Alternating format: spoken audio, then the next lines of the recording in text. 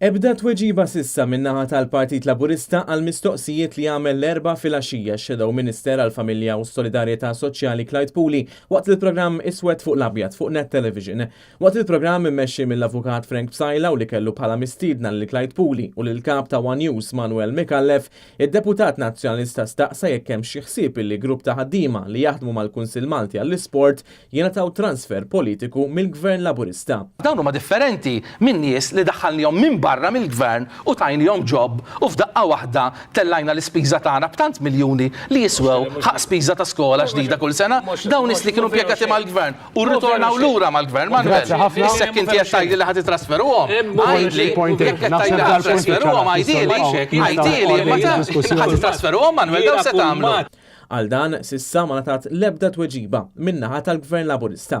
Matul il-programm Clyde Pooley saħaq fuq il-ħtieġa li l-Gvern jaħtar inkjesta pubblika wara allegazzjonijiet serji li għamel l-impjegat tal-Uffiċċju Informazzjoni tal-Partit Nazzjonalista Nicky Azzopardi illi fit-tmiem il-ġimgħa li għaddiet safa aggredit wara argument li fih allegatament kienu involuti Jeffrey Pulicino Orlando u Franco De Bono. Dwar dan l-inċident il-kap tal-Oppożizzjoni Simon Busuttil talab li ssir inkjesta pubblika li ma talba ma ġietx milquha mill-Gvern. Dan l-istazzjoni jinsab informati li l-Pulizija għadha qed tiġbor il-provi dwar dan il-każ u sissa ma nħarġu l-ebda charges. Min-naħa tiegħu Manuel Mikallef sostna li talba tal-Oppożizzjoni biex jitlaqqa l-Kumitat Parlamentari tal-Kontijiet Pubbliċi dwar ir-rapport tal-Awditur fuq ix-xiri taż-żejt kienet talba li saret wara pressjoni li saret fuq il-Partit Nazzjonalista biex jitkellem u jieħu azzjoni dwar dan.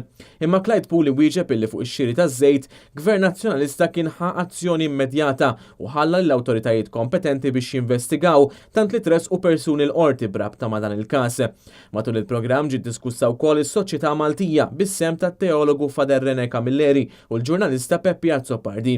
Mistoqsi mill-preżentatur Frank Psajla għaliex il-Knisja baqgħet sikta quddiem kwistjonijiet bħal huma l-immigrazzjoni irregolari, Fader René Camilleri esprima id-diżappunt tiegħu u qal il-Knisja Maltija ma tistax tibqa' sajma quddiem kwistjonijiet li jolqtu direttament il-valuri tal-ħajja u d-dinjità tal-bniedem. Separazzjoni bejn Knisja u Stat ma jfissirx kif qed nirriduċu l-affarijiet illi l-Knisja daħlet waħda u sew fis-sagristija u ma jinteressa xejn, x'fir-realtà qegħdin aħna.